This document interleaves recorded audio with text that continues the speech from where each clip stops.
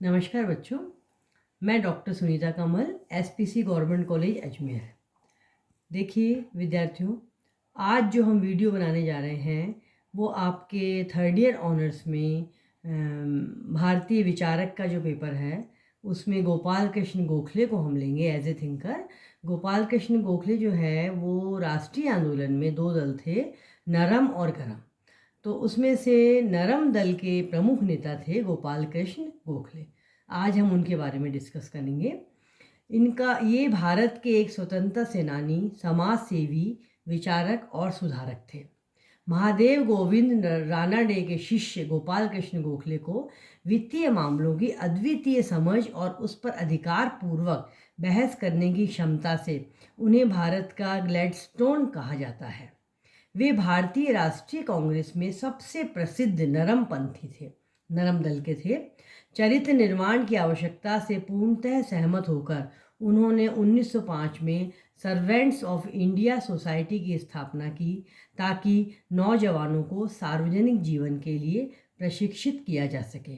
देखिए बच्चों, मैं ये बता दूं कि जो मैं आपको ये वीडियो बता रही हूँ इसको आप ध्यान दीजिएगा। इसमें आपके 2 नंबर के 4 नंबर के प्रश्न छोटे छोटे इस प्रकार से बनते हैं, आप इसको ध्यान से सुने। अच्छा, और अब उनका मानना था कि वैज्ञानिक और तकनीकी शिक्षा भारत की महत्वपूर्ण आवश्यकता है। स्व सरकार व्यक्ति की औसत चारित्रिक दृढ़ता और व्यक्तियों की क्षमता पर निर्भर करती है। अच्छा, महात्मा गांधी उन्हें अपना राजनीतिक गुरु मानते थे। ये भी आपके अति लघुत्तरात्मक प्रश्न के अंतर्गत आ सकता है, ध्यान दें आप। गोपाल कृष्ण गोखले का जन्म रत्नागिरी कोटलुक ग्राम में एक सामान्य परिवार में कृष्णराव के घर 9 मई 1866 को हुआ था। पिता के असामयिक निधन ने गोपाल कृष्ण को बचपन से ही सहिष्णु और बड़ा ही कर्मठ बना दिया था। देश की पराधीनता गोपाल कृष्ण को कचोटती रहती थी। राष्ट्रभक्ति की अजस्र धारा का प्रवाह उनके अंतर्मन में सदैव बहता रहता था।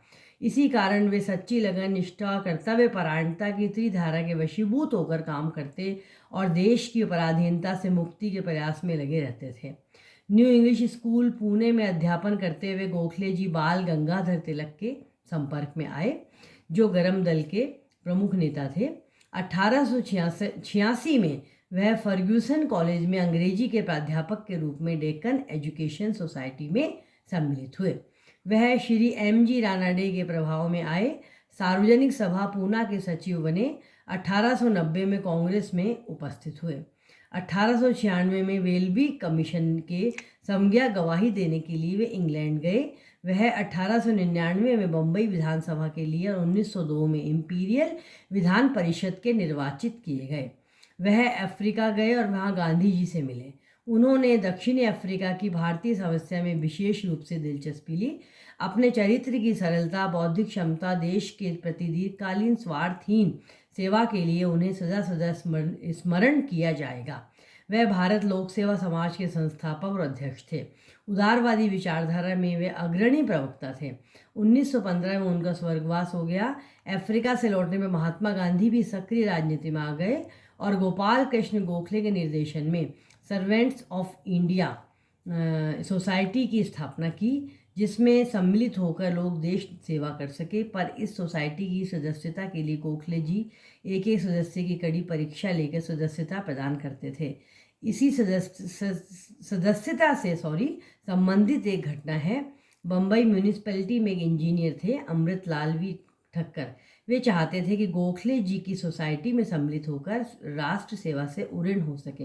उन्होंने स्वयं गोखले जी से मिलकर देवजी से प्रार्थना पत्र सोसाइटी में सम्मिलित होने के लिए लिखवाया। गोखले जी 1905 में आज़ादी के पक्ष में अंग्रेजों के समक्ष लाला लाजपत राय के साथ इंग्लैंड गए और अत्यंत प्रभावी ढंग से देश की स्वतंत्रता की बात रखी। 19 फरवरी 1915 को गोपाल कृष्ण गोखले संसार से सदा सदा के लिए विदा हो गए। नमस्कार।